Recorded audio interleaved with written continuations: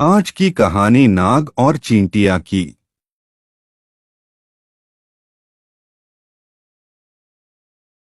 एक जंगल में एक नाग रहता था। वह रोज चिड़ियों के अंडों, छिपकलियों, चूहों, मेंढकों, खरगोश एवं छोटे छोटे जानवरों को खाता रहता था। इस प्रकार छोटे छोटे जीवों को खाकर दिन भर सुस्त पड़ा रहता। कुछ दिनों में ही वह काफी लंबा मोटा हो गया। उसका घमंड भी बहुत बढ़ गया।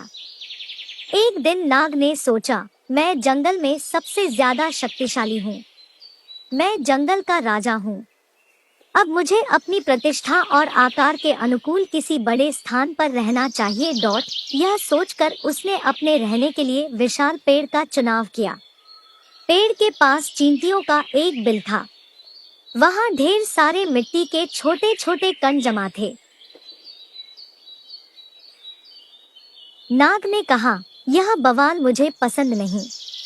यह गंदगी यहाँ नहीं रहनी चाहिए। वह गुस्से से बिल के पास गया और उसने चींटियों से कहा, मैं नागराज हूँ, इस जंगल का राजा।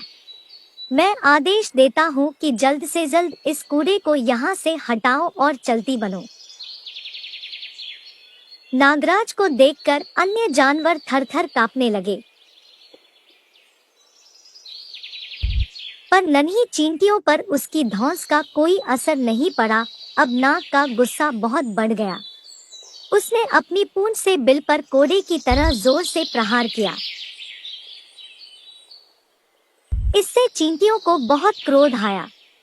क्षण भर में 1000 चींटियां बिल से निकलकर बाहर आ गई। वे नाग के शरीर पर चढ़कर उसे काटने लगी। नागराज को लगा जैसे उसके शरीर में एक साथ हजारों कांटे चुभ रहे हों। वह असह्य वेदना से विह्वल हो उठा। असंख्य चींटियों से वह घिर गया था।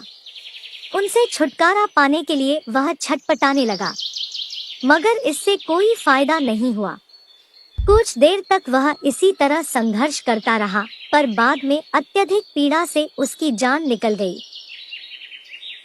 शिक्षा किसी को छोटा नहीं समझना चाहिए, व्यर्थ के घमंड से विनाश हो जाता है।